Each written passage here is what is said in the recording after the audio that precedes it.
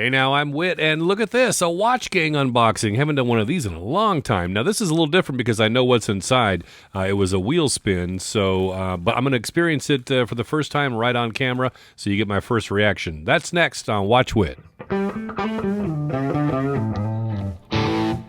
Yeah, so I don't do the Black Tier membership anymore. I did that quarterly for about a year, and I had some points on the wheel that were going to expire, though, so I figured, why pass up an almost free watch, right?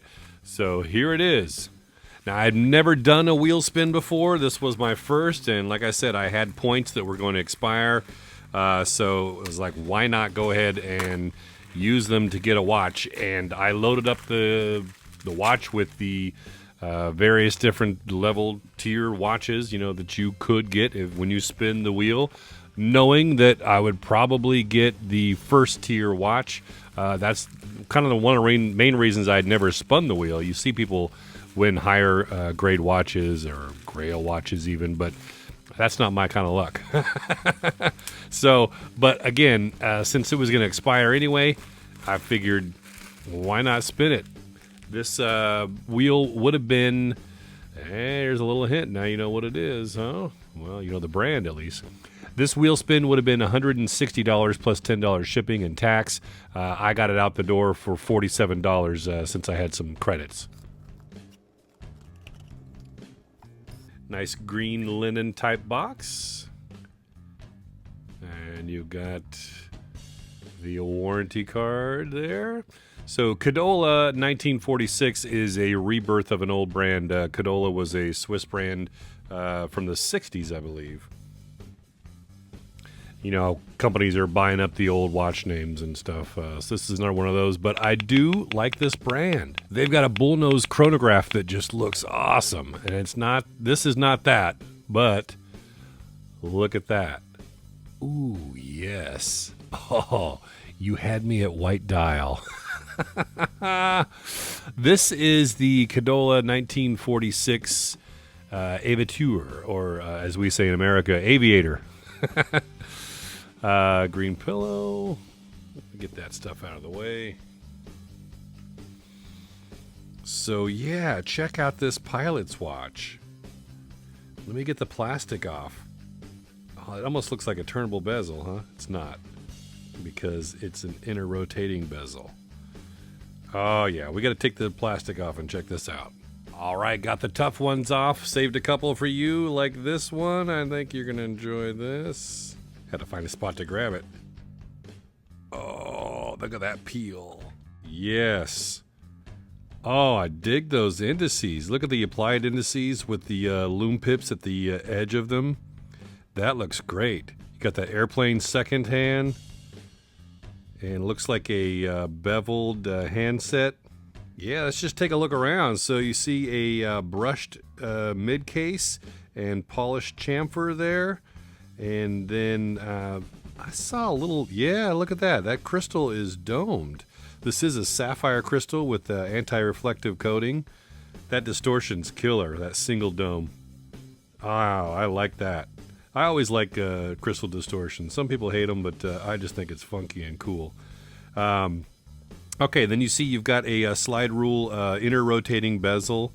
If my memory serves correctly, the only thing I remember how to do is like multiplication. So it's actually set right now. So you take this inner, let me get my pointer. You take this inner dash here for multiplication, and you line it up with the number you want to multiply by, the multiplier. So let's just say, like where it's at right now would be 10. So 10 times 7 here on this inner ring is 70.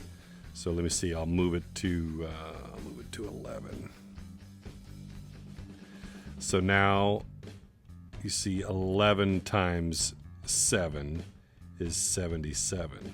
Yeah, that's the only thing I remember. I mean, these are still, a slide rule is still practical and useful if your phone dies or whatever. But yeah, that's the only thing I remember offhand. Okay, so you got that cool inner rotating bezel, and this is white on white. I think there's other color variations where this inner dial is black, and then the rotating bezel is white. I can't even get you there you go. You can kind of see it there. You can see it as the Riot that it is, that rotating bezel. But once you get that distortion, it's kind of hard to see that angle from the crystal. Pretty cool. Then we're talking about this mesh band, which really surprised me because I thought it was going to be the standard type where you would. Oh, you want that? Yeah, I know you do. You just stopped hearing what I said and just went right to the sticker, didn't you? All right, it's yours. Take it. Oh. Anyway, this is an actual milled clasp with 2 micro adjusts instead of that traditional, all mesh where you fold it over and make it tight on the mesh. So that's kind of interesting. I haven't seen that before. Pretty cool. So you got some solid links that you can resize. And then, like I said, a milled clasp. So that's pretty cool. Oh, you spotted the other one, didn't you? All right, I'll give it to you. Come on. Get it. There it is. Oh, that one was sloppy. So we got Cadola etched in the back, all stainless steel, sapphire, automatic movement. The reference number is CD-1008 and water resistant 100 meters, all stainless steel.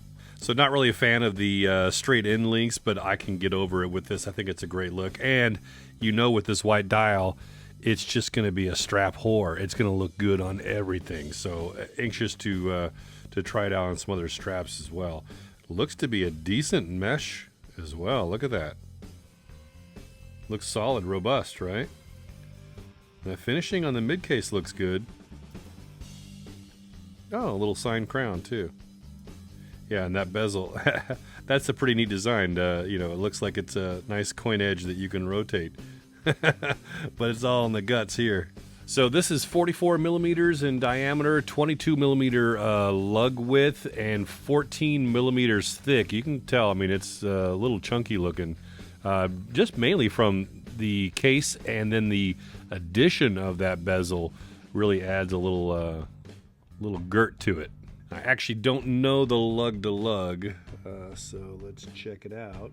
50.3 millimeters lug to lug. So yeah, that's good size for me. These are great proportions for me.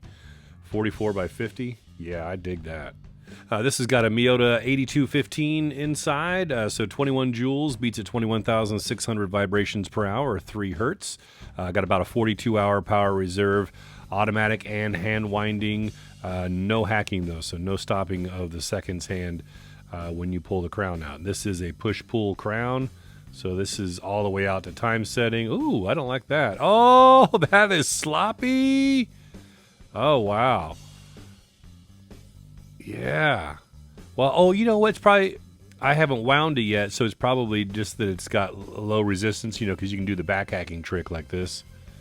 That still looks a little sloppy, though.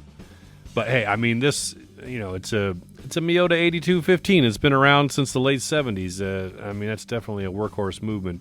A lot of people don't like it. Yeah, see, look, I'm not even doing anything now, and I think it's just low power reserve, so let's wind it up and see if we get the same effect. But yeah, I'm not going to complain. $47 for this watch all day long and twice on Sundays. Okay, let's see now. Yeah, there we go. See, not as sloppy. I'm doing it just as fast as I was. It's not jerking around. It was under low power reserve. So, okay, cool. Well, that's good to know. About the worst thing going for it for me, this movement is the accuracy. So it's I think minus 20 to plus 40 seconds per day. So if it's inside of that tolerance range or towards the outside edge of it, I'm a little turned off. But I can pop this on the time grapher here and we'll see what this one's doing, at least its first run. Okay, I let it settle in a little bit and you can see it's doing pretty well. Actually, I'm kind of liking this 8215, plus 6 seconds per day, amplitude of 293 degrees, beat error of 0.1 milliseconds. So all in all, looking pretty good for just firing it up. No break-in period. Okay, I don't think this one's going to win any loom battles, but decent. It looks like C3 green. And again, you've got the nice swath on the hour and minute hand. And the seconds hand is even loomed, which I didn't really expect that, seeing that kind of airplane design. It looked too small to kind of accommodate that. But and then you can see those hour markers, and then you do have a double dot at the 12 for a nice orientation. So looks like it's, you know, probably already fading a little bit. Kind of hard to tell in this lighting, but nothing to write home about, but definitely on par for the watch, that's for sure. Moving tight on the dial for you now, you see that nice Cadola cursive logo. I love that. And that harkens back to the original brand as well. So it's pretty much a match. And you see that logo on the counterbalance of the seconds hand too. Just a little C logo there. That's pretty cool. And it looks to be brushed. That's nice when you see it in the light like that. See the hour, and the whole handset seems to be brushed. And I really like that seconds hand. That is cool. I just caught a glimpse of the blue AR coating. Yeah, that seconds hand is pretty slick. Dig it. Oh yeah, and I see the brushing on the indices as well. You check that out. Brushed on the top side, and you got a little polish on the edges. Kind of probably a little bevel or something. That's pretty slick. And then the date window has got the same brushing. Yeah, that's a good looking dial.